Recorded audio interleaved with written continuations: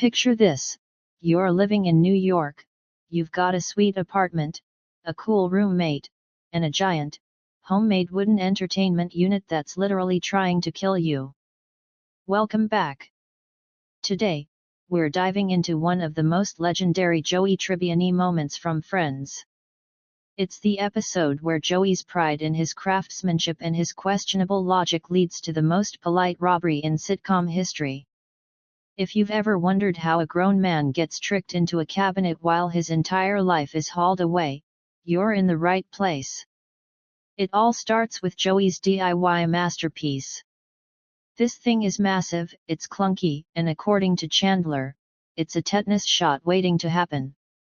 The turn and slide technique, that's not working. The tension in the apartment is high, and Chandler finally snaps. He wants the unit gone. But Joey, he's a creator. He built this with his own two hands. Eventually, they reach a compromise, they're selling it. But little did they know, the person coming to inspect it wasn't just a buyer, he was a professional genius of manipulation. Enter the mysterious buyer. He plays Joey like a fiddle. He looks at the unit and says the four words you should never say to Joey Tribbiani: "You can't fit in there." Challenge accepted. To save $5 on the price and prove his manliness, Joey climbs into the storage compartment. And honestly, he fits perfectly. It's cozy, it's sturdy, and it's locked. While Joey is inside finding nickels and enjoying the peace and quiet, the buyer does a full-scale sweep.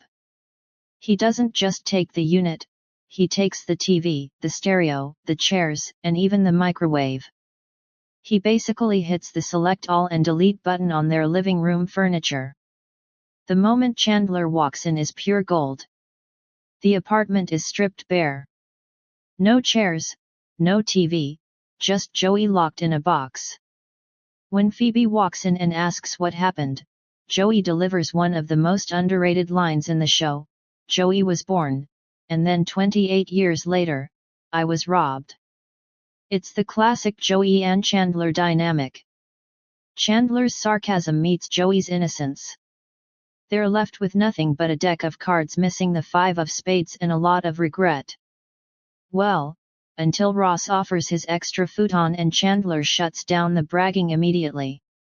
This subplot is a 10 out of 10 because it perfectly captures why we love Joey.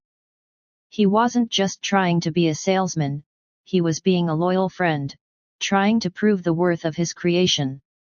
What do you think? Was Joey totally naive, or would you have fallen for that $5 bet too? Let me know in the comments. If you enjoyed this trip down memory lane, hit that like button and subscribe for more deep dives into your favorite sitcoms. Until next time, try not to get locked in any cabinets.